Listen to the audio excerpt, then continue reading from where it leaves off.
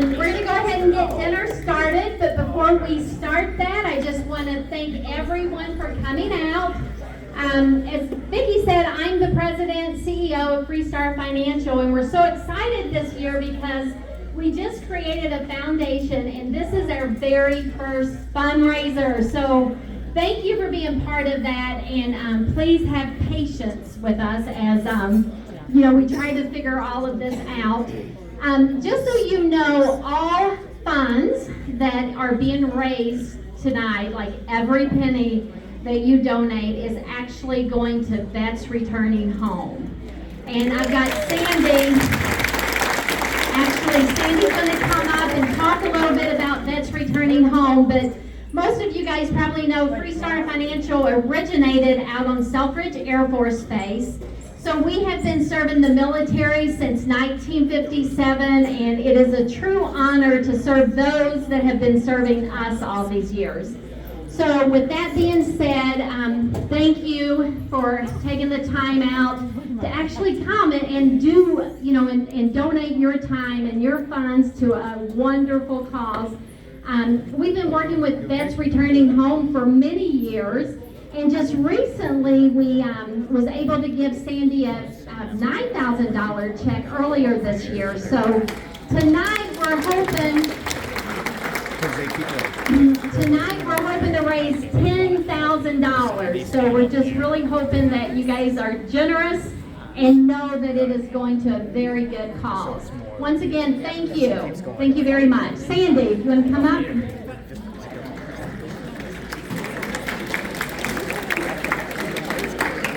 Wow, thank you so much. It's very exciting to be here tonight, and this is the first time anyone has ever hosted this type of event for us. And although I've attended a few, they're fabulous, and I'm sure you'll all have a wonderful time. Thank you so much for your support. I do want to say, we have just celebrated our 10-year anniversary. So on October 1st of 2013, I purchased the old Red Cross building, which is located on the northeast corner of 11 and Gratiot. It had been in foreclosure, sitting empty, doing nothing. So I actually closed on August 1st, and on August 3rd, I got our first veteran. He had been sleeping on the bench outside of Checkers Fast Food for 3 weeks. And I said to him, I literally am here trying to figure out how to turn the lights on. I don't even understand the building yet. But I said, I have, our utilities are on. You can flush a toilet, you can take a shower. I don't have much to offer. I can give you a sleeping bag. You can roll up on the floor. At least you would be safe. And then I also said, if anyone asks, you tell them you're my night watchman, because I don't have an occupancy permit. So there's two reasons I tell that story. In that as of August 3rd of 2013, my life has been an absolute blur. I kid you not. The veterans just keep coming. The second reason I tell that story is because that's really kind of what I lend to this program is I'm a problem solver, and I'm an out-of-the-box kind of thinker. And I think that that's really one of the unique things that makes our program so successful. We don't take no for an answer. If our veterans are struggling, they have a problem, the typical, You don't have to do that. not to knock it, but the typical government response with the government programs is, if it doesn't fit in the box, then we can't help you. And that is the reason why we have chosen to not accept government funding, so that we can, react quickly and respond in those out-of-the-box scenarios. So in the fact that we don't receive the government funding, these type of events are so imperative for us to continue our mission. Now, we have housed in these 10 years over 2,000 veterans at our facility in Roseville. And